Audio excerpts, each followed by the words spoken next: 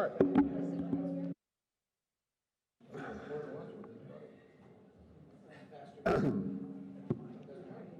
afternoon. The Board of County Commissioners workshop will convene. If we could stand for the pledge. Thank you.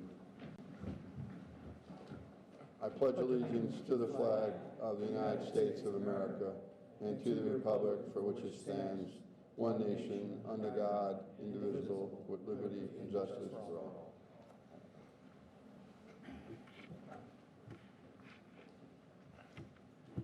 County Manager, would you walk us into this, please?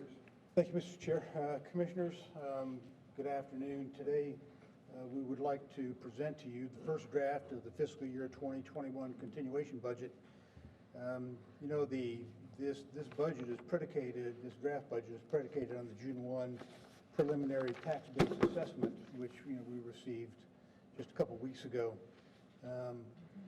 Some of what Pete will review with you today includes a county-wide tax base increase of 6.3%, an unincorporated area increase of 6.18%, library taxable property value of 6.68%, and then the one anomaly here, which is a bit unexpected, was the sales tax revenue came in $10 million higher than what we had been anticipating based on all the projections through this past year of the pandemic. So that really should be the only surprise in here. On July 1st, we will get the final tax base assessment from the property appraiser, and at that time we will adjust all of the calculations for the general fund so that we can bring that back to you on August 3rd. But during July, we'll be creating budget recommendations for outstanding issues. Then Pete will review all of those issues as we go through this presentation today, and we look forward to that conversation and that direction. And then on August 3rd, which is a Tuesday, we will present the second draft of the general fund budget and the CIP.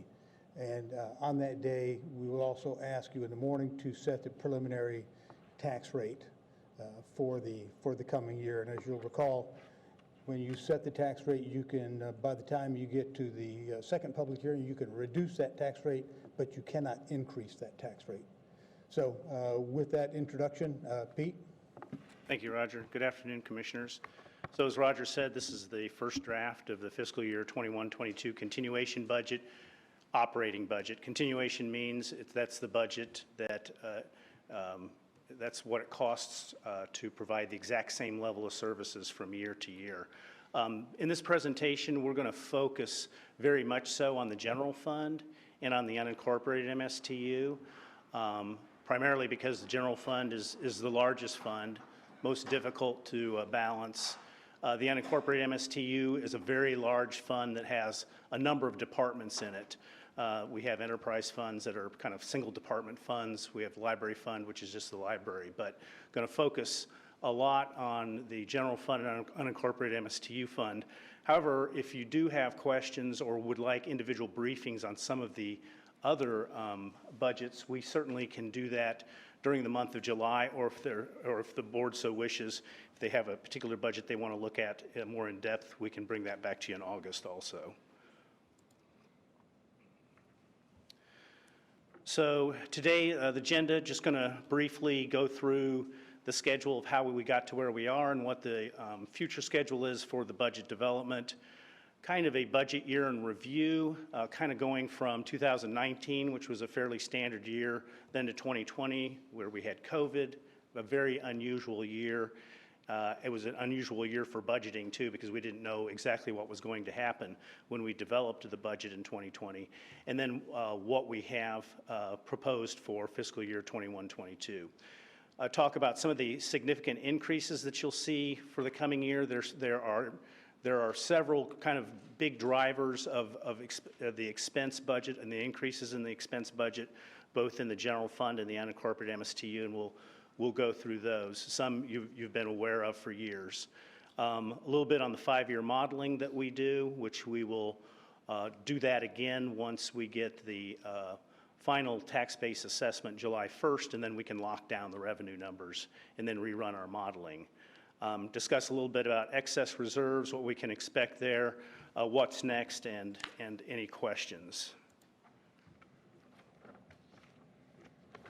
So the board has spent some time already through your workshops, as you do annually, giving us input on what you'd like to see in the development of both the capital plan and the operating budget. In March, we had a workshop on general fund budget assumptions and policy direction from the board, and then we've had a couple CIP workshops.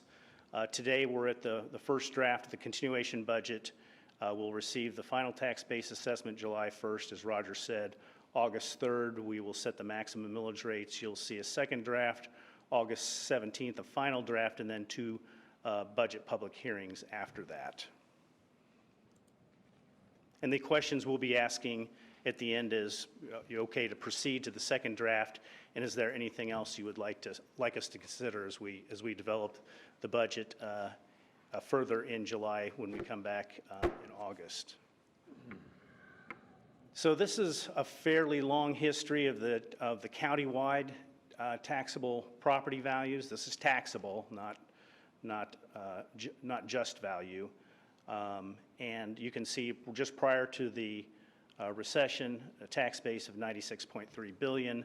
Then we went through the recession, started to come out of that in fiscal year 13-14, and then you can see the progression to the 6.3% preliminary assessment this year on June 1st, which is $94.9 billion.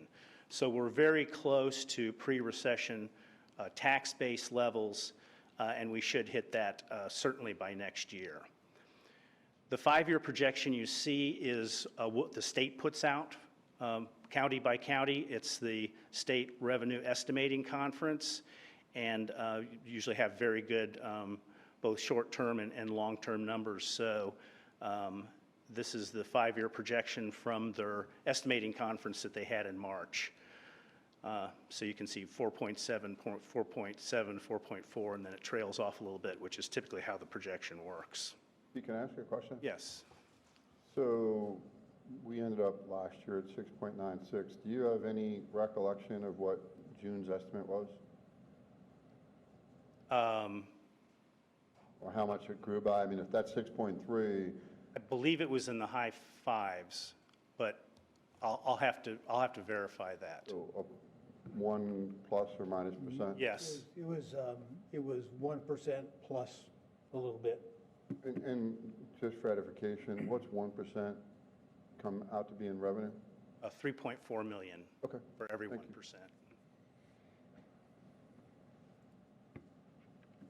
So, and this is a little bit of history. General fund, you can see where we are, and then the other funds. The library fund, which the library fund is almost countywide. It encompasses the whole county except for Fort Myers Beach and Sanibel, which maintain their own library systems. The unincorporated MSTU, which is just the unincorporated area, and then the all hazards, which is the unincorporated area plus Cape Coral. Cape Coral's the one city that has adopted the all hazards millage.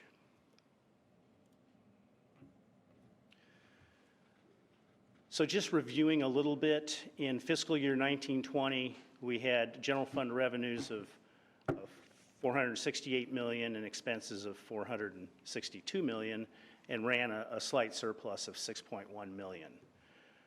Then we had COVID, and last year we were developing the budget at a time when the national economy, as well as locally, was shut down for a time. We reopened ours fairly quickly, but you can see that the revenue didn't go up all that much. And while property tax revenues did go up by about $20 million, we reduced our other revenue estimates, the largest being sales tax revenue because of what was happening with the economy, by about $15 million. So you can see that we really mitigated our revenue projection in 2021, the year we're in, based on what was happening with COVID. I can tell you that since we came out of that lockdown very quickly, and the economy, especially locally, kicked back into gear, and you can see the kind of tourist season we're having, that those revenues will come in much higher this year, and I'll show you that later. On the expense side, we really kept as flat a budget as possible. in all departmental budgets, as well as because of some CARES Act money through the Federal Transit Administration. We paid for a lot of our transit subsidy and our transit operations with that money, so we were able to keep our expenses flat. And so that $6.1 million surplus became a $12 million surplus that was budgeted. And what we had discussed last year is we're going to have some surplus because our debt expense in the general fund our debt payments are going to jump up quite a bit this year. And we'd been planning that for a while.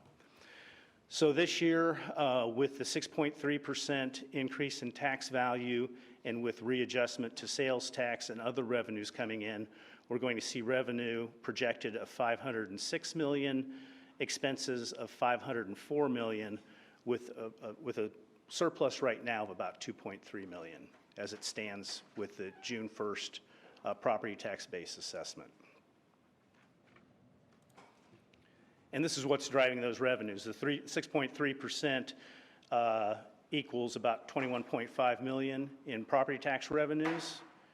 You're already running that surplus that we can now use to pay down our debt payments. And then our sales tax sharing for the coming year from the state of Florida, we had budgeted this year at $43 million. We expect it this year to come in at about $53 million, and we've budgeted $54 million for next year. So you can see about $45 million of additional revenues this coming year, which we have additional expenses, and I'll get into that. So this is the general fund in summary, and I'll have pop-outs here, so I know this is a little busy. But what I want to show you in the right-hand column, the highlighted numbers, I want to show you those are the main cost drivers in the upcoming budget, all of which we've talked about and have prepared for. So you received the sheriff's budget request, and we worked very closely with the sheriff over the last couple months to make sure that his budget request was one that would work within the budget that we were projecting. And this is something we've talked about, the sheriff has talked with us about for several years, at least 4 or 5 years, was a starting pay and compression adjustment to make their starting pay for deputies and their pay ranges more competitive. So that is part of the increase that you see here, and the sheriff has also budgeted a 3% pay increase. So that's about an 8.3% increase. For all constitutionals and the budget and the sheriff, the constitutionals have submitted their budgets, and the sheriff, the property appraiser, clerk, and supervisor of elections have all included 3% pay increases in their budget. Public safety, you see a slight increase there. Much of that is due to a 2.5% pay increase per their union agreement.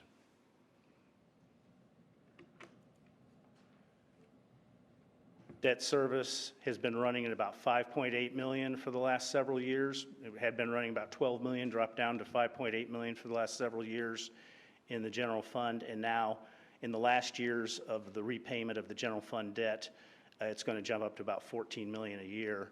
And so we had planned for that. And I have a graph later on that depicts that. So we were prepared for this. And then major maintenance, we talked about this June 1st.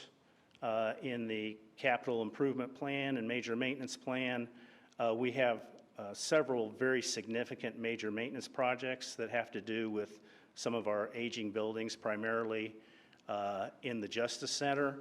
And so this was an anticipated bump. I don't expect this to be a bump like this every year, but it increased to about $21.3 million. $4 million of that is just the repiping and replumbing of the Justice Center proper, a large Justice Center building on Monroe Street, which is a 40-year-old building. That's a $4 million project, and what we may recommend when we come back in August is that $4 million, paying that out of excess reserves, so that'd give you a little more capacity in your general fund, provide you with a little more ongoing surplus. So you can see the costs that are kind of shared costs with the constitutionals went up primarily because of the major maintenance and the debt, and that was all anticipated. So right now, we have a model that runs out just past when we pay off the general fund debt, which is in fiscal year 26-27, and we recalibrate that model as we get newer and better information both on the revenue side and the cost side. And as you can see here, of course, you want revenues to be above expenses, which it is. Then you see the reserves, and you see what would be a 20% reserve level. Right now, just at about $100 million, increasing as your operating budgets increase. But I think what's important to note on this is if we don't get into any more debt in the general fund, you'll see after 26-27 that your reserves will bump up quite a bit because you don't have that $14 to $15 million payment every year that you're taking on now, that we're taking on.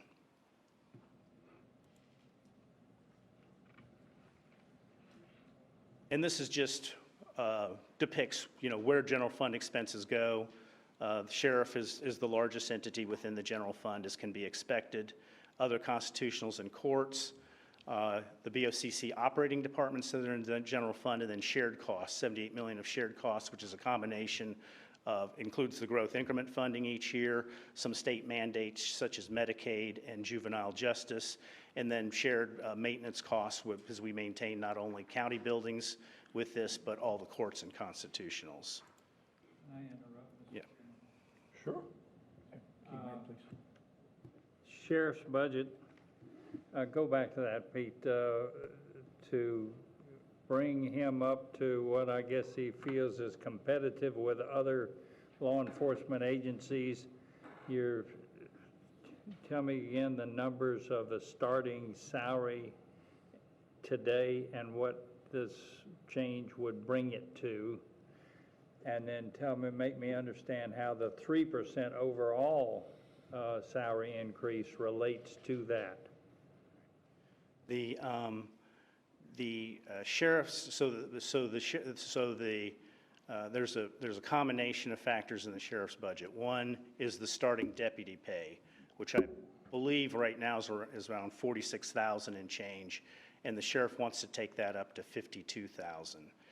And then based on that and what's happened with some compression issues over the years, he's going to expand his pay ranges and do some compression adjustments for those classifications from deputy through captain. All that equals about $5.9 million.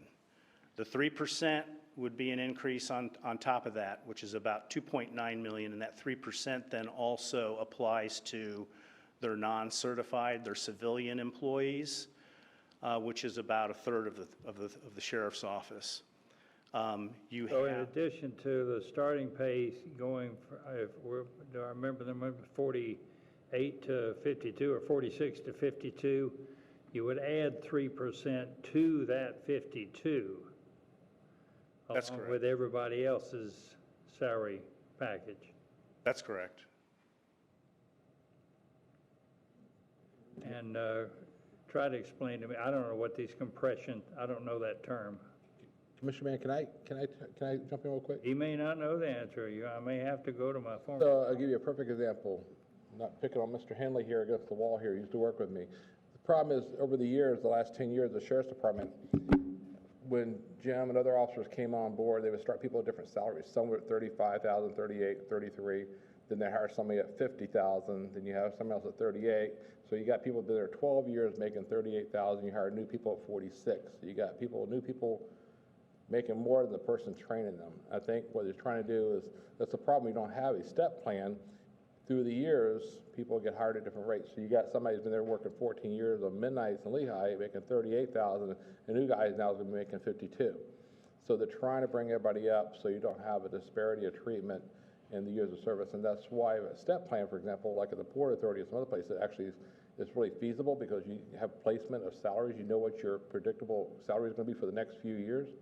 So what's happened through the years, you got people's been left behind, and I think that's what the sheriff's office is trying to do, is bring everybody together. It's costly at the first time because you got to bring people up that's been way down, and you're trying to balance everybody out based upon years of service. Am I correct, Pete?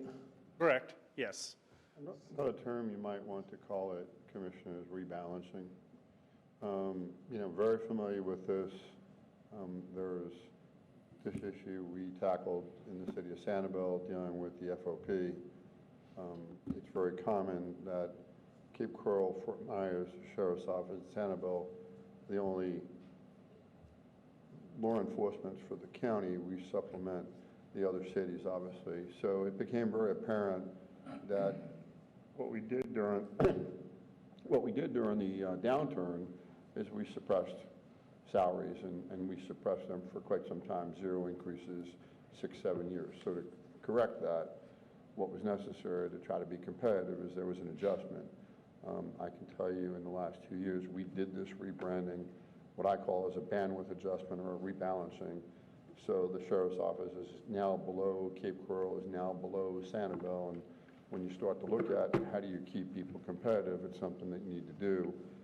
I became aware there's twofold. One, obviously in my current capacity, but very familiar with it in my former capacity. Sanibel was unionized and certainly dealt with the Fraternal Order of Police to understand. And the best word, Frank, I have for compression is rebalancing, to try to have more of an equilibrium as opposed to the erratic starting dates and pay. So that's what you try to do. You fix a starting salary, you fix the old salaries that are here for a long time, and then obviously a raise. And it comes down to how do you balance those numbers. There's probably an opportunity to raise the starting salary even further, because when you compare the starting salaries to Cape Coral and or Sanibel, we are not competitive. Now this makes us competitive. For retention also, because Yeah, they well, get hired in one place, and they bounce around, so they cost, the sheriff's want to hire them at a certain rate, and they can go to another agency and make more money. Sure. But what the chairman said, that's what's happened through the years. But back in 08, 9, 10, the county didn't do anything for raises. Those guys didn't get anything. They were at 35, 36,000 a year. They started giving 3% or a lump sum, which really went to their salary. It is a lump sum, was just a lump sum of money, $1,200. So it didn't change their hourly rate. And then these things started getting better. And then the sheriff was like, oh, we're gonna give you guys 3%, or I'm gonna hire you at 50,000. I'm gonna hire you at 55,000. And then these other guys have been there working there. Guys or girls were working there since 05. We're still at 35,000. So that's the problem with and that's why if you don't have a pay scale, a step plan, you don't know where to place people based upon their anniversary dates. So I think he's just trying to correct that and trying to get them to do that for 10 years, and it finally looks like it may happen now. So it makes everything more predictable. So you can sit here in the future knowing if you got 400 employees at this step, you know what it's going to be next year because they're going to step up at the next anniversary. You don't have to worry. It's easier to budget and predict it that way. You take a smaller agency like the Port Authority, it's even easier because you have a smaller amount of personnel with less years of service. Still proportional to the budget you're dealing with, trust me. Small or not, you're trying to fit in a $20 million increase on a $200 million budget. Same analogy if you're doing a $5 million increase on a $50 million budget. It's the same pain threshold to do. And the step plans, you can actually, from a fiscal standpoint, you actually put it in with a 1% increase instead of a 3% because they know they're going up something in the future. You're waving a carrot, you're going to get this down 3 years from now, but it's only 1%. And a lot of times the members will take that because they don't have to worry about what they're going to get 3 years from now. So it's very predictable, it's much more consistent that way. I have to believe that during the downturn, no different than where I came from, it was 6, and it could have been 7 years at no raises whatsoever. So I'm sure we went through some period like that in the sheriff's office. So this is more than overdue to try to do this, to try to have an equilibrium, as I would call it. Well, I appreciate everybody's efforts to make me understand this. I don't entirely understand it, but I understand this, that when we get through doing this, a year from now, the folks in Cape Coral are going to say, well, wait a minute, the county just did this, and now our guys are behind, and it's a game that, and then the city of Fort Myers, they say, we're having a hard time hiring and keeping people. Cape's up there, Cape's up to 70, I think, or 65 for starting. My point is the same. I know. Somebody else is going to say, look what the county did. Help me again, my two helpers, and anybody else wants to jump in. When we go from 46 to 52 for starting salaries, then everybody that is below 52, and there's got to be hundreds of them, you got to get them up. That's why it's so costly at first. And so then it's 3% on top of that. So The compression is a one-time adjustment to make everything balanced. The 3% is on top of cost of living. It's you have the initial hit, and then after that, it's more predictable, because you can do the steps out, if you really want to predict out 2, 3, 4 years, and then you actually put 1% steps in there. They go from 9 years to 10 years. And you have max too. You can say at 10 years, you're max. You're done. You can't get any more unless it's a cost of living increase. So you can have a 10-step, 12-year, 15-year step, 20-year step, and then max people out quicker or longer. And then you, from a board position, you know what is predictable. You know what your cost is going to be, your FICA costs, your pension costs, your employee costs. what signal are we sending to the 16 or 17 fire districts when we do this? They'll be They're already making. each other say, wait a minute, they're getting, They're already making more anyway. So. I mean, I think, you have an apple and an orange, and I think that, no, there's a ripple effect here. There will be a ripple effect. I've played the game. Oh, you're right. Yeah, like Cape Coral, Fort Myers. Yeah, they'll always do. if you're transparent, it's more challenging to do this when you're dealing with collective bargaining, because it's much more challenging to do. And having did perform 14 collective bargainings, you're just transparent on what you have. We were very transparent and said, we're never going to pay you what Cape Coral is going to pay. We don't have that luxury. And I can tell you the same thing applies here. We're not going to have the luxury, no matter what we do. And hopefully the cities in those positions will stand strong and not cave like they did with the overpaid chief at Fort Myers and pay him more than the sheriff's making, so. This is long overdue. I mean, certainly both men and female have gone through some real adjustments that are necessary, and this to one is consistent with what, I certainly did in my prior life and believe that we need to do this. And is ever time to have surplus revenue, it's now. So it's the opportunity when you have $10 million worth of sales tax coming in, it's an opportunity to do something and correct something that certainly is not fair. Well, I sure thank you for this edification. Been through it, Frank. Next. All right, Commissioners, and these are the shared costs. I won't go in depth because we've talked about these. A couple, your growth increment for infrastructure. That's been a very successful board policy, and I'll show you a little bit of that later. And then keep in mind, we also participate in the CRAs in the cities of Fort Myers, Cape Coral, and kind of a CRA type of model in Bonita Springs. So we do pay some money from the general fund to keep those CRAs and their projects going. Yeah, I'm not going to do anything here, but we've spoken about looking once again at leasing vehicles as opposed to buying them. Cape has done it, Sanibel did it, other municipalities. I'm just curious if we can go through that exercise. It might preserve some capital. Yeah, we will do that. Thank you.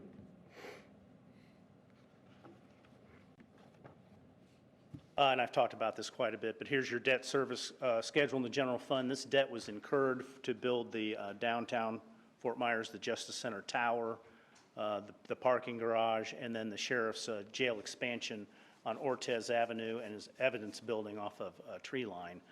What we're doing there is we're sinking at $2.5 million a year for this year, and then the next 3 years to even out a $25 million payment that we have in fiscal year 24-25. You'll see that this debt is repaid completely, and it can't be refinanced, unfortunately, in 26-27.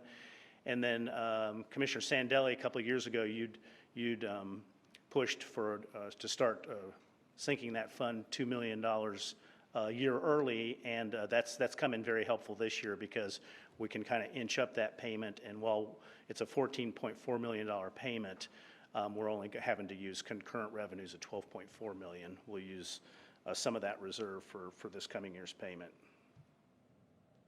So this kind of, this shows you the general fund that I've gone through.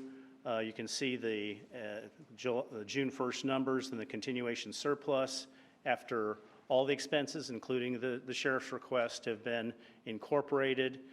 A couple weeks ago, we did final carryovers and adjustments, and you saw at that time that we had projected reserves at the end of the year, September 30th, 2021, in the general fund of $111.5 million.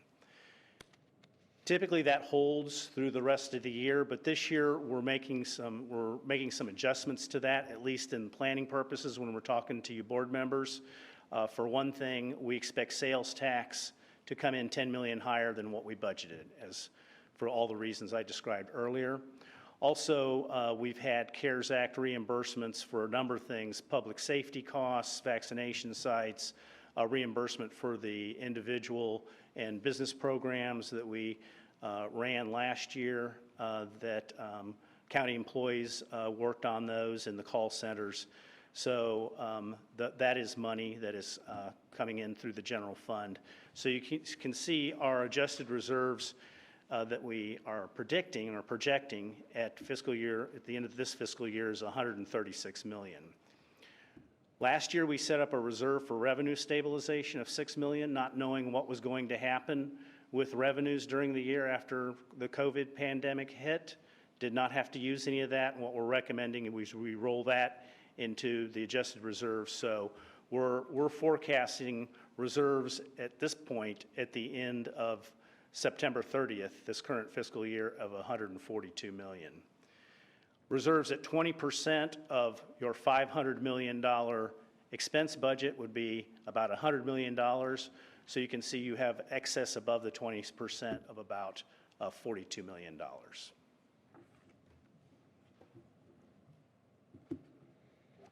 Pete, two questions. What would the cost be to go back to rollback rate?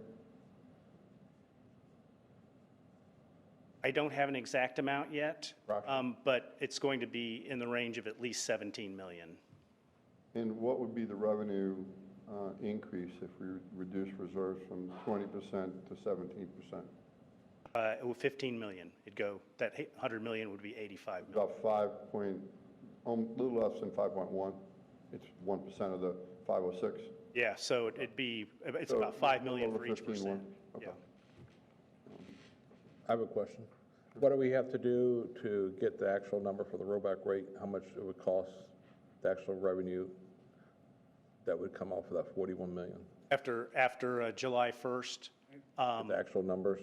yeah, and in fact, we'll provide you, during July, we'll provide you with a analysis of going back to the rollback rate in 0.5 of a mil segments, so you can see what your revenues and expenses and reserves look like after you. And now I get ahead of the PowerPoint. Do you have today or in the future going to plan on showing us what that money, the current 41 million, if it was not a rollback rate, what that could be used for to fund other projects, existing projects or shortfalls? We're going to bring that back to you after July 1st, because there's certainly some recommendations that we need to make to you as far as some of the capital projects we talked about, but then there will be additional monies that we want to get input from the board on. Okay, great, thank you. One of the reasons for both questions is you could almost justify paying for the rollback rate by reducing the reserves by 3%, 17 million being one, 15 the other. You're 90% of the way there. We've had reserves at 20% through every catastrophe in the world. You look at that in any way you'd like to, even if you want to do it on cash flow, we build on 12 months. We receive tax revenue in November. It's a 2-month spread. So it's 17% is 16.5 is actually logical if you proportionally allocated it. 20% to me, I've looked at years of your budgets, still scratching my head through BP and everything else, why we continue to have that. And to me, it's an opportunity. You know, one of the things we did in Sanibel, which was really bizarre, is we had to go through our reserves from Irma, and we actually went out and did a line of credit, just instead of raising the millage rate for reserves, knowing we were getting a FEMA reimbursement. And they continue to have that line of credit in place, even though they got the FEMA reimbursement. Reserves are just taxpayers' monies, in my opinion, and I would like to see us really consider bringing that down to 17 or 16.5%. And I just paid for the rollback rate. Okay, we'll show you that, and then we'll also show you what that looks like projected out. I don't know if I like where you're going, Mr. Chairman. It's funny, that was exactly what I was going to talk about today when we got to the slide on reserves was, you know, in my 7.5 years of experience been here, since I've been here, you know, we came through a hurricane, we came through massive flooding, we've come through a massive pandemic now. All of those things, we never even had to really touch our reserves because other money flooded in from other places. You know, in this case, we're getting all the CARES and rescue plan money as well that we've got to try and figure out actually how to budget. I'm okay with lowering the reserves policy. I think when we set it way back in 2012, 2013, that budget year, it made sense because we were coming out of such a deep recession where the county was balancing its budget based off of reserves for so long. It's definitely over this last 7.5 year cycle shown that we're probably a little high on that, but been a little too conservative and can go lower on that. The other thing I wanted to get to on this slide, because I haven't seen it broken out. I saw where you broke out the constitutional raises and everything like that. What do we want to do for our employees this year as far as raises? So, Mr. Chair, Commissioners, you had not yet asked us for a recommendation, so we can either have that conversation today or at the next workshop on the budget. But you know, my recommendation to you is that we do 3% across the board. I mean, one of the ways before we get too deep into the weeds, what I was trying to do is to preserve the $41 million, lower the reserves to 16.5%, and the $17 million need for rollback rate has been accomplished without disrupting the excess reserves. Now, it has repercussions in the future, but it's at least a consideration that I'd like the board to consider. Yeah, where I was kind of thinking on the raises this year, I guess I'll reinstitute my annual argument for merit. You know, I know when I worked in the private sector, I always felt great pride in trying to earn the top level of the merit raise that was available. And I didn't know if commissioners, you were interested in seeing an option where we could kind of do a hybrid merit where you could do between 2% is the floor of what somebody could get and 5% is the top of what somebody could get. So at least, like you're saying, everybody's going to get something. Maybe that'll help with the favoritism argument that, you know, that always is brought up. But you give somebody a chance to go, who goes above and beyond, to maybe earn above and beyond a little bit more merit. And so that may be an option if you guys are interested in seeing that they could bring back to us. That's something I certainly would be interested in seeing. I think there is a tremendous sense of pride that employees feel when they know that they're earning a merit increase and they have a chance to compete for something. Commissioner, you must be in my head, but in this size of an organization, it's much more challenging, but we instituted that at Sanibel where X% was for COLA and Y% was for merit. It has some savings initially because you do the merit at the anniversary, and it really is indicative of the performance appraisal you do. So a particular standard got 1%, another standard got 2%. You know, and again, if you were just performing, you didn't get anything other than the COLA. So it kind of broke the raise down in two parts. But this organization, I can tell you, it's got complexities being this large in a smaller place, because some place in the budget, if I'm not mistaken, one of the constitutional areas is doing some merit type of increase. It might be the supervisor elections, if my recollection is correct.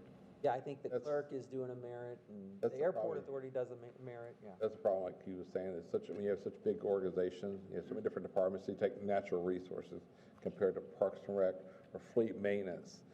The disparity of service, the disparity, some never have customer service experience, so some, if there's a mechanic working on a truck compared to somebody working in Parks and Rec, we saw some of those employees this morning, but there's other thousands of employees that we don't see, and it's just hard to not make sure everybody gets treated fairly. And that's, I mean, it'd be great. I totally love that idea to do like 3% and then do a merit on top of that or something, but to say each department is going to be able to trust that to the immediate supervisor to make sure everybody gets treated equally in equality as far as when it comes to bases. You know, they're not getting, for example, if they're a Parks and Rec employee at Lakes Park, how many people do you greet today? How many do you greet today? You're not going to be judged that way, and they don't do evaluations based upon that. So it's hard to judge performance. They don't have commissions, so you can't judge an employee based upon how many swings he sold at Lakes Park today compared to the guy out walking the natural parks at the slough. So it's just kind of hard. I don't know, Roger, I mean, is that be a nightmare for Roger's office or not? I don't know. How would you manage that? Mr. Chair? Commissioners, I've been doing this a long time, and this organization and elsewhere where I've worked, we've done combinations of COLA plus merit or strictly merit. Department budget's 3%, and then through the evaluation and performance appraisal process, an employee can get from 1 to 3 to 4%. But in reality, here's what happens, and I've yet to work with any organization that's figured this out successfully.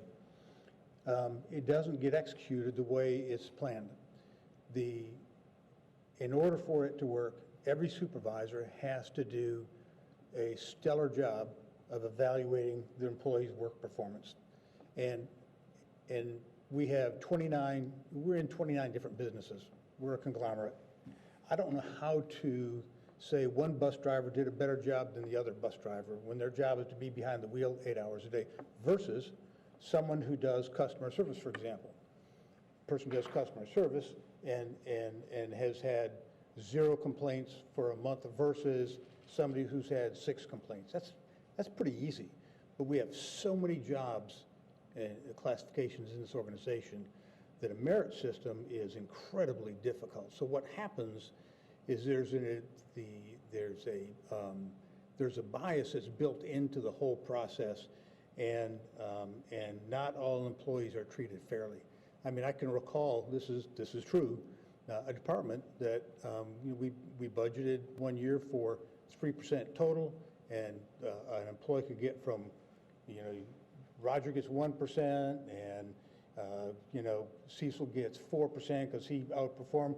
But thank you. But what happened was, instead of going through the exercise and trying to do it correctly, everyone in the department was given 3%. So, then you go through the whole, wait a minute, I worked harder than he did, and usually the people who are complaining, but I worked harder than he did, are the ones that didn't work quite as hard. But my point is that I've yet to see a way to do a good job with merit in an organization of this size and complexity. If we were going to do something other than across-the-board increase for employees this year, or actually I would recommend we would do it next year, if we're going to come up with a different pay plan to design a system and execute between now and October 1st. I don't know how we'd pull that off, but I can tell you that just like everyone else who works in Lee County, whether it's the Port Authority, the Sheriff's Office, or anywhere else, we went through this last year where we had employees throughout the organization that stepped up to provide public service during the pandemic. Not just those who are working to provide vaccinations or those who are working the call centers for the Lee Cares dollars, but when all of those hundreds of people who were performing those services, while they were working outside of their normal job classification, everyone left back in the office and in the operation was doing, more work because they were without one of their colleagues, or 2 of their colleagues, or 5 of their colleagues. And Commissioner, I got to tell you, if ever there was a year when our employees deserve 3%, this would be it. Now, if it is, if your direction is to do something different next year, then we're happy to work on that and see if we can maybe do a better job of finding some best practice out there that's equitable, but rewards people for performance, in a little bit different way. We're happy to do that, but it's we have this conversation, it seems, just about every year these days, and I just tell you through experience, it's incredibly difficult, if not impossible to do. You're right, we do have it every year, because it's something that I realize I'm clearly in the minority on, but it has also been my experience from working in the private sector that we do operate differently than the people who pay for our salaries do operate. You know, their businesses aren't run in this same manner. They do have to compete for merit raises, and they do have to try their hardest every day at work to try and get their raises and their salary adjustments. And so I recognize that, and I try to fight for that and represent that. And I don't know, maybe I'm naive, but I have a lot of faith in our supervisors and department directors that they could do fair evaluations. I really do. I don't question any of their talents or abilities to do that. So, that's just, I bring it up every year, but I realize I'm in the minority. They say the budget is the great compromise. It's not something that'll keep me from voting against the total budget, but it is one thing that I think every year deserves at least looking at and talking about. Actually, Commissioner Hammond, I support your idea. It's just trying to implement it. And the problem is with us as being public employees compared to private sector is our salary and the employee next to you's salary is public record. So in the private sector, you can be working at a company and they really don't know who's making what unless somebody tells them. In our jobs, they'll know, the employees know after October 1st, raises go out. They'll find out by October 5th what that employee next to them is making. And that creates morale issues. And that's, maybe Roger's seen that before, and because it's public record now. Compared to a private sector, if I'm working for ABC Electric, nobody really knows who's what making what. That's the problem with that. So I support that. Another thing, instead of just saying a 3% number, I'd like to know what the cost of living increase this year is. We've seen a lot of changes in our society over the last year. So we can say pull a number out of the sky, 3%, but what is 3%? What's the cost of commodities? What's the cost of living? What is the actual cost of living in this area, Southwest Florida, housing, utilities, and commodities? I'd like to see that number judged based upon that. So we're not just pulling a number out of the air because it's easy to do sitting here. What really reflects what our employees actually would see a difference in cost of living, because we're seeing gas go up, materials go up, groceries are going up, everything's going up every day. So instead of just saying a number, there's a formula to get to that between commodities and finding out what the actual cost of living is based upon our region. So if it's possible, if somebody in staff could look at that, Pete knows what I'm talking about, to see what the actual cost of living has gone up over the last 2 years and project for the next year. So it may not be 3%, it may be 2.8, it may be 3.5. So that's what I'm saying, just to start pulling a number up. I do like that idea. I think it's great to tie it to something, because 3% does seem like such an arbitrary number. I'd love to have it justified. Some years it's like 1.5, 1.8. So this depends on, again, where our salary comparisons are and the cost of living increases. So what's the purpose of the raise? Obviously the employees deserve it, they deserve more than that, but are you judging it based upon the cost of living, or basically just judging it based upon how much taxes we collected? And I'd rather do it based upon the actual cost of living other than because we got excess funds. You both have merits, and Commissioner Hammond, we were able to do this, whether we did it fairly or not. Part of it was driven because in collective bargaining, I only dealt with 2 unions, so it was something the union brought to our attention they prefer to do. It was implemented, and the way it was done, whether accurate or not, was just based on, here's the evaluation, here's what's fair at 0, here's what's exceeding, and you get 1%, here's what's higher than exceeding, you get 2%. And it was really that simple. But again, it was driven from a conversation as we go through collective bargaining, because the unions, wanted to do that, to separate it. So you all have 3 items that you bring into collective bargaining, so we did that. And Commissioner Pendergrass is talking about what we have to keep in mind with any cooler type of increase is that we have to govern within the budget we have. So if this is based on this year's revenue stream, we have to keep COLA consistent. I can't make a projection of what COLA looks like or what the trend is the last month or two. It's never going to keep apples to apples. Revenue that we have here, we have to look at COLA associated with the revenue that we collected and we're able to distribute. Another thing is the pay raise, go ahead. So 3% across the board, I've said this before too, and I'm usually a minority in this, is when you have employees making $150,000 a year and you have employees making $35,000 a year, that 3% for the person making $35,000, that's $1,800. For the person making $150,000, they're making $4,500 raise. So you create more disparity, and I try to preach this to the sheriff in the past. The employees making under $50,000, give them 1%. The people are under 50%, give them 5%. The people over $50,000 or $60,000, wherever the threshold is, give them a 1%. you reduce that compression. You wouldn't have that issue now, for example, the sheriff's budget, if they'd done that over the years, you would have more compression.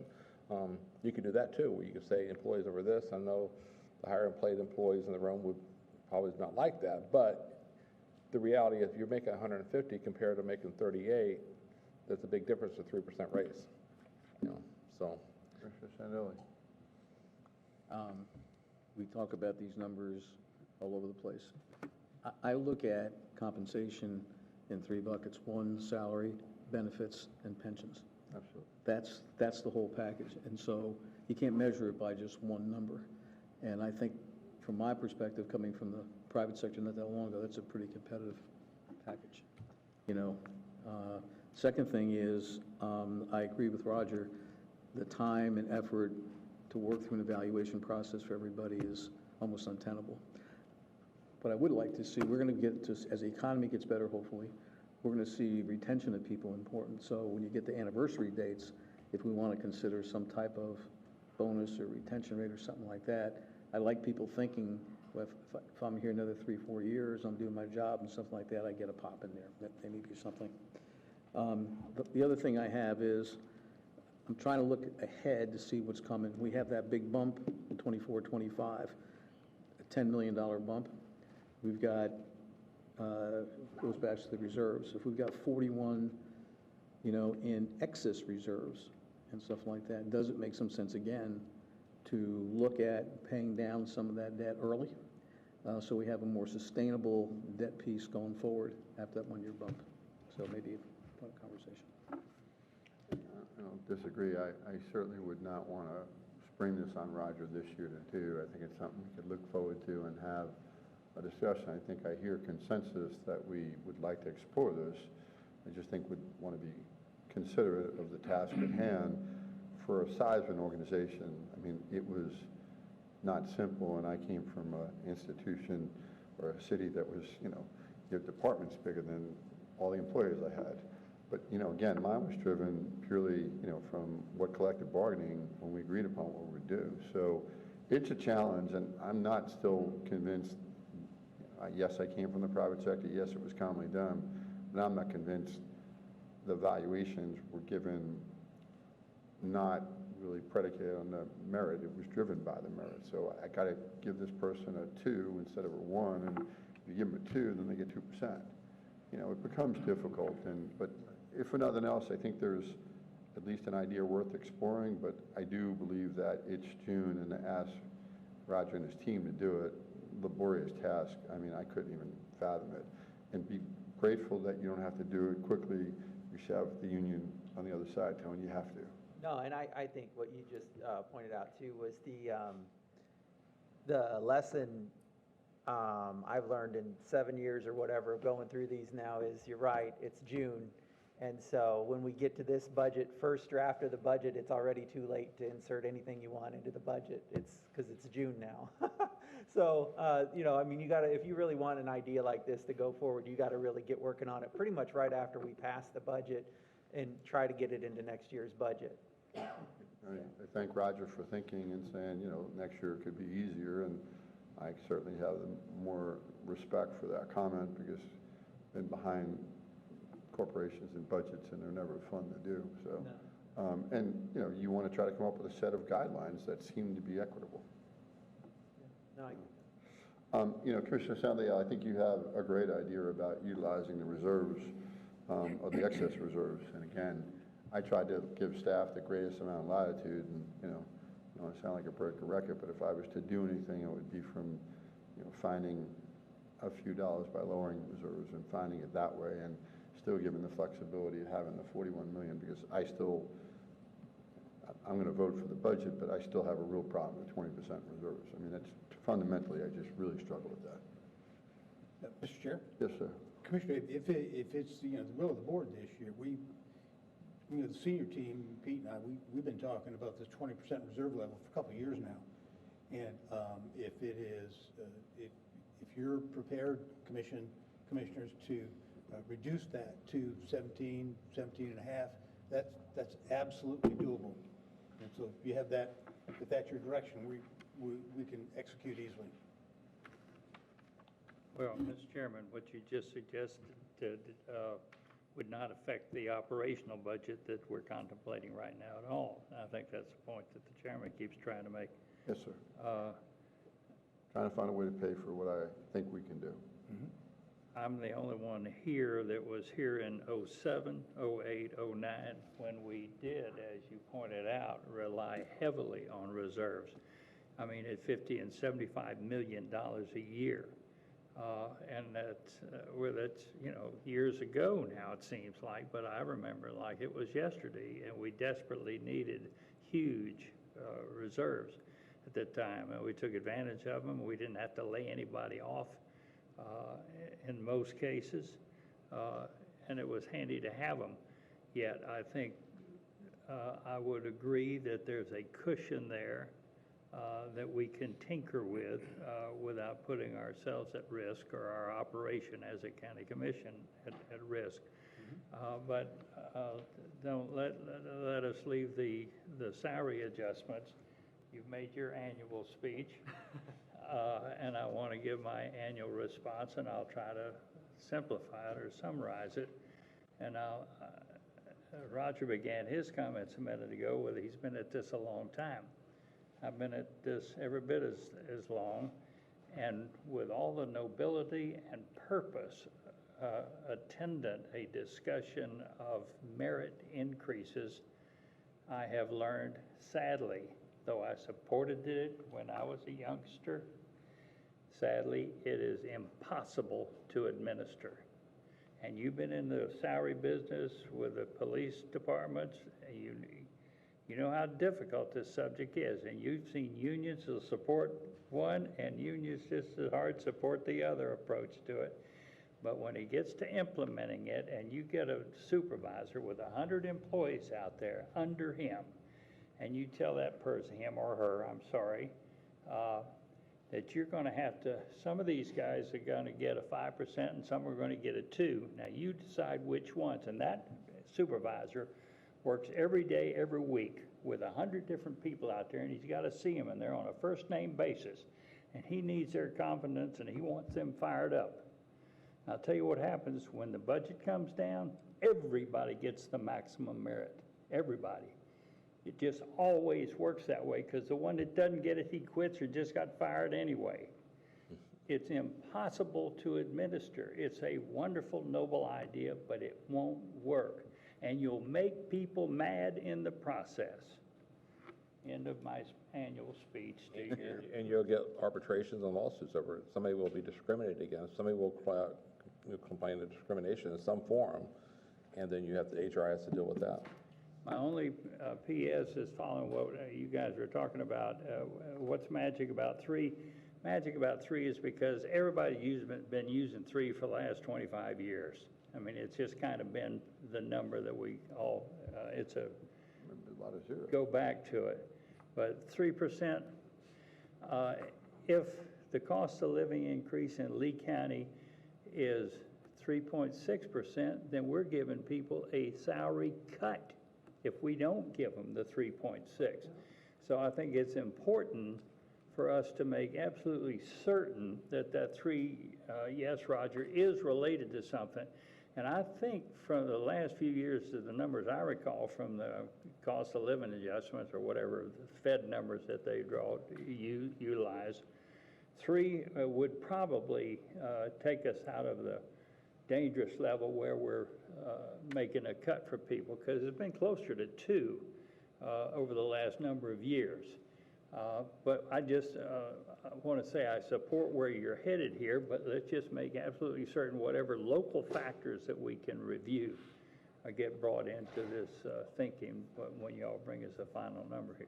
I don't want to continue to be on my soapbox, Mr. Commissioner, but I was around in '07 as well, and I came from a city that had no reserves. And I didn't I didn't lay a person off, okay? So, what Commissioner Sandelli says, you have to recognize, and when you deal transparently, there's a cost associated with the raises, there's a cost associated with health coverage, and someone that's come from the private sector, I am blessed to have the health coverage we have here, because I can tell you the cost in the private sector is off the charts. $30+ thousand for my family. And the pension, we were not part of FRS, had a private pension. So to balance those three, in times where we had a negative number, there were 6, if not 7 years, I put up zeros for the employees, and that's all I had to offer. Because negative, it doesn't give you revenue. Same thing here. I know exactly what you did, and that's why we went through the sheriffs, and that's why we went through the adjustment we did. And listen, I appreciate everything they did. Now is the time that we have the common sense conversation. Commissioner Hammond has some merit. Give Roger some opportunity for next year. I'm just going to stick with my reserve, bringing it back at a lower amount. That's all. Y'all have gotten it, and we'll find a way. It's just my 2 cents. I sound like a broken record. I have a question. Sure. Roger or Pete, this budget you're showing, I don't know if you're going to get to it later, does this still include the increases in human services? The last 2 years, we increased human services, different parts of it with childcare and some other entities, and You're also partnering for results? part of results. Does it still have that funding incurred, or is that reoccurring in this budget? Okay, so that's not going to go away. Right. Okay, because we still had a shortfall there, and we're still increasing that funding then. So it's still an increase over what we did before. Because it's the same as it was in the current budget. Right. It'll be the same next year. Okay. I think the thing to remember about human service this year is all of the millions of dollars of federal money. Right, all that the have CARES been- Act have been money. infused into the system. Right. And for 2020, we're repurposing that money also. Yes, sir. One other comment on Partner for Results, because we discussed this a couple times. One was looking at the number of people that are in growing in that community, because it jumped up a little bit. So I think we've got enough people in there, you know. The second thing is, was there some efficiencies we took a look at, with some efficiencies of what they're providing, and can some of those things be merged to a more effective platform, but also some efficiencies in the number? I think there's some work to do. So you're referring to the nonprofits? Yes. Understand.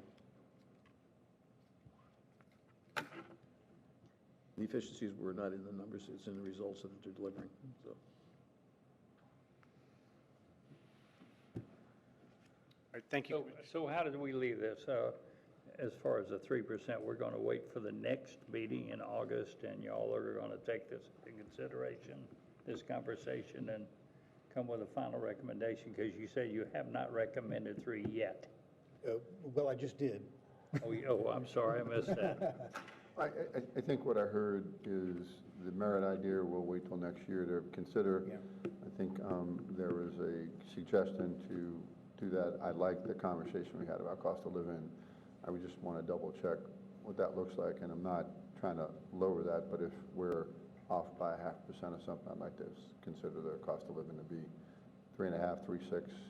Just let's try to look at a measurement and have something other than throwing a dart like we've had in the past. Yeah, you know, I would even look at that too, a chart that shows, you know, what each percent or half, maybe what each 0.5% would do Sure. to our budget, and if we could cover that. Happy As, to show that to you. as you mentioned, our employees, every single one of them worked their tails off this year and did things that, well, but like everybody in the private sector too, but everybody on our team did a fantastic job this year in the face of stuff that, I mean, none of us had ever even thought we'd have to deal with. So they did a fantastic job. I would like to know if the cost of living went up higher, that we were at least taking care of them on that, so. So Commissioners, our recommendation for this budget cycle is 3%. I think if you'd like to take this conversation up earlier next year, we can certainly do that. But if we're going to talk compensation, I think what we should probably do is do a review of the entire compensation package. You know, we made a commitment a few years ago to the community that we wanted to be the government employer of choice in the region.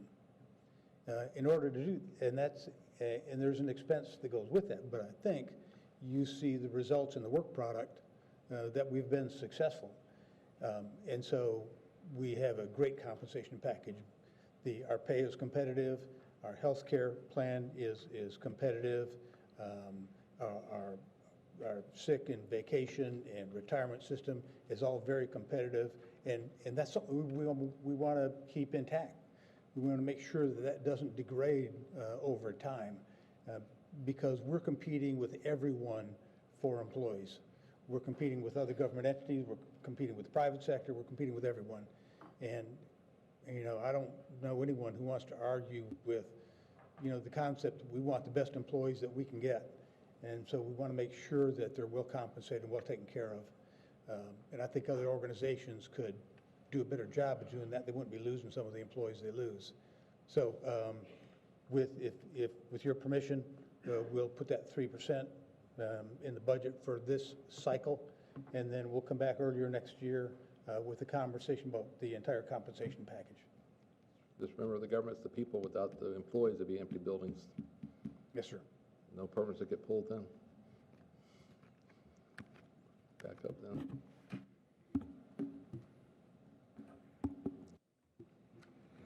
Okay, Pete? All right, thank you, Commissioners. And I alluded to this earlier, moving on, growth increment funding. I mentioned this has been a very successful policy that the board adopted, and you can see over the last 7 years, we've sent $74.7 million to capital projects. And this just shows you the trend in use of excess reserves. We have used more than 20 million of excess reserves in any given year. I've got the question mark there because we'll be coming back. There will be some recommendations from staff on some excess reserves for capital projects that are known, but then the board can certainly will have more discussion on that as we move through the budget process. And this just shows you all the use of either excess reserves or growth increment funding over the last 7 years, and it totals $166 million. That's an astonishing amount of money without any adjustments to taxes, other than we have reduced taxes twice. Just for future considerations, we've talked about this, so I won't. Real quick, Pete, before you start on that slide, this slide gave me, the last one gave me a question. What are we doing with Conservation 2020 replenishment in the proposed budget? Commissioners, we will come back to you with a recommendation for that. There's about $32 million in the acquisition fund, which is below the $40 million that we typically discuss. However, we want to show you kind of a spend rate on that, because right now with that 32 million, we are not seeing submissions of significant property sizes or amounts. So the balance is going to be, if you add more money to that, then you've taken that money and it's just sitting in a fund that it may or may not be used in any reasonable amount of time. So we would like to come back to you with a recommendation on what we believe is a true spend rate for those funds, and whether we should add any kind of significant amount of money to that. What, next month you mean, or? Yes. Next meeting? Yep. Yes, sir. Can I ask a question? What's the maintenance for that 2020? You said 33 for acquisition? 32 in acquisition. The maintenance is factored into the general fund budget that I showed you. By department. Right now it's about 5.2 million a year. I totally understand what you're saying as far as like there's not as many applications now it used to be, but we could get one big Kiker Preserve Edison Farms thing that was like 46 million, I think. So that's what scares me. If something did come up like that, another jewel, I'm not sure how many is left out there, how much property there's left would be conservation. I just want to make sure we have the funding to acquire that if it came forward. I mean, I understand we can always move money and.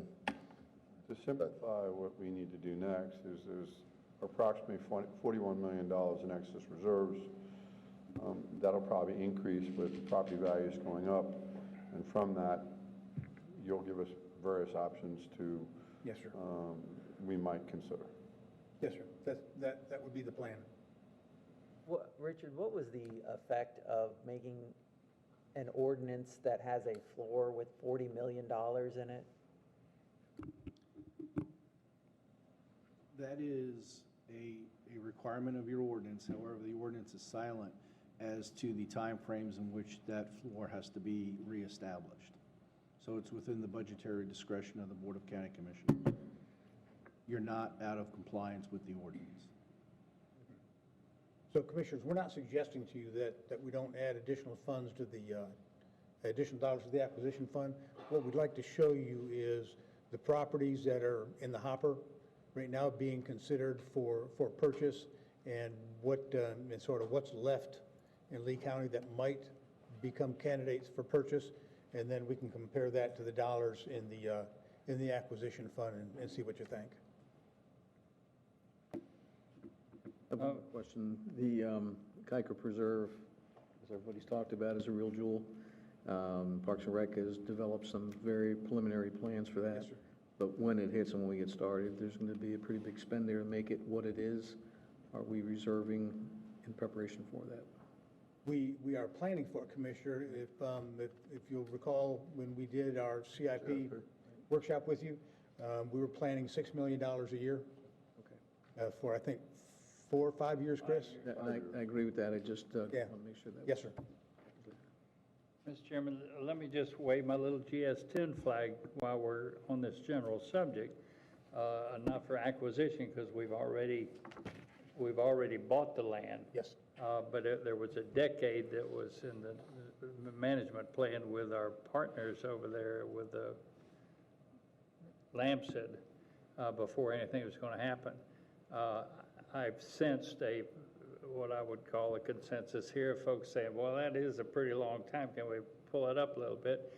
Jesse, thank you. He's already out there driving around trying to see if there are little increments that we can chop away at there to try to improve that. And I'm just waving the GS-10 flag before we hang up here. Commissioner Zabe, when we bring back the recommendations for the additional projects in our next budget workshop, we will be including conversations that you've already had that are Ruttenberg Park improvements and waste to energy wait times, GS-10, and shade structures in the parks. So those were the four. Yeah, those were the 4 projects that you told us you wanted to see if we could accommodate. I think as we grow as a community, the value of green space, especially space that we can use and create communities and stuff, will be increasingly important. Yes, sir. I want to say an attaboy again to Jesse and his team. There was a great article, I'm sure most of you saw in the paper, about Lakes Park this last week, about all the wonderful things going on out there. But it also went back and said, I forget, it was 82, 84, whenever we bought it, we opened the park for the public 2 years later. Not totally like it is now, but it was a jump start and they really got into it. And that's kind of the commitment we're making at Kiker Park down there. And this is just consistent, this conversation, with some of the history that we've demonstrated in the past that we're capable of. As we continue to plan to make recommendations to you, all of these are predicated on workshops that we've had in the past.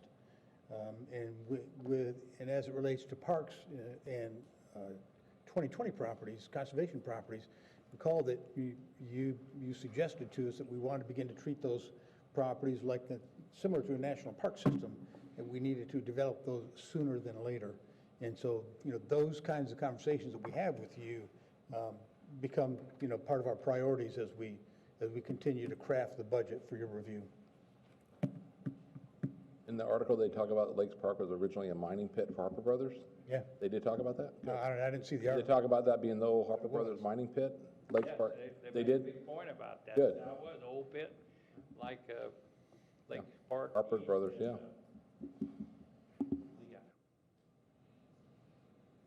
GS-10 project. They just halfway mined that, and they didn't make it quite deep enough, but. But it Nice lays the park. groundwork for Yep. a really nice water park.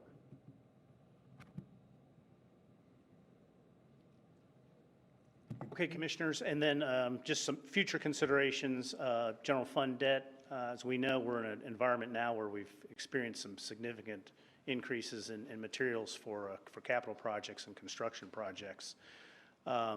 Again, we'll come back in August with a recommendation for some additional funding for capital projects that are in the plan. Flood mitigation and septic conversion, these are all very expensive projects, and they don't have identified funding sources, but we are pursuing certainly grant opportunities, Rebuild Florida grants, and American Rescue Plan funds for some of these projects. Excuse me. I just want to ask Glenn. Glenn, do you recall anything coming out of the legislature this year about septic tank conversions or dollars available there? They talked early on, did something pass? Yes, sir. They did fund some grant programs more significantly than in the past. In fact, they used some of the federal stimulus monies to put more money into the pot, so to speak. Okay, so that's a possibility for assistance where before it wasn't. Yes, sir. Good, thank you. And then finally, as I mentioned before, the money coming through the Federal Transit Administration, which is going to all transit systems across the country, which have suffered dramatically during the COVID pandemic and beyond. We're using that money to help mitigate our transfer to our general fund transfer or subsidy, so to speak, of transit. So you can see this is the general fund transfer each year, but when those funds are depleted, then we will be back up to what our typical transfer, which was in that $13 million range. So Commissioners, the purpose for this slide, each year we try to make sure and give you the heads up on some of these issues to be thinking about, so that a year from now, 2 years from now, we'll still be talking about it. We might not be ready to execute yet, but it doesn't come as a surprise. So we're all sort of on the same page and thinking the same way. So we don't get distracted by other events, and that's really the purpose for this slide. It's just a reminder of things that we're working on, things that are coming in, and that these are all very expensive projects. And then construction costs, we all know, are increasing, and how long that will be inflated, we don't know. If it'll be self-correcting at some point, and at what point in time that will be. But just wanted to show you that we are cognizant of at least the projects that are shovel-ready now, that we may experience some increases in costs. Unincorporated MSTU, which pays for a lot of your DOT department, community parks, a good portion of your building department, canal maintenance, school resource officers in the unincorporated area. This is kind of the history of that. We are balanced. It shows a slight deficit, which will go away, I'm convinced, at the July 1st numbers. So just as a little bit of history, it was as recently as a few years ago, fiscal year 18-19, we were running a $9 million deficit in that fund, and at one point during the recession, it run an $18 million deficit. So this is good news for this fund. It's really come around to be in balance. And I just want to show you a couple things. We do have a fairly significant increase in transportation budget this year, and in canal maintenance, and I alluded to that when we had our budget assumptions workshop, but that really has to do with the aging of some of the aging of our road transportation network, as well as the miles of roads that we've added recently, sidewalks, landscaping, medians, et cetera, with projects. So that is an increase that we will see. It's incorporated into the unincorporated MSTU. It fits. But in DOT, they're looking at 9 positions, two additional sidewalk crew positions with equipment, 2 patching crew with equipment, 2 street lighting employees and crew with equipment, a driveway permit inspector, which would be paid from the building fund, having to do with just the volume of permitting we're experiencing right now, and 2 additional canal crews, employees with equipment, all to maintain sidewalks, lights, patch roads, and maintain street lights. And also there's a recommendation, or we've incorporated into the budget, an additional $1 million for sidewalks, so that we can start to repair some of those sidewalks.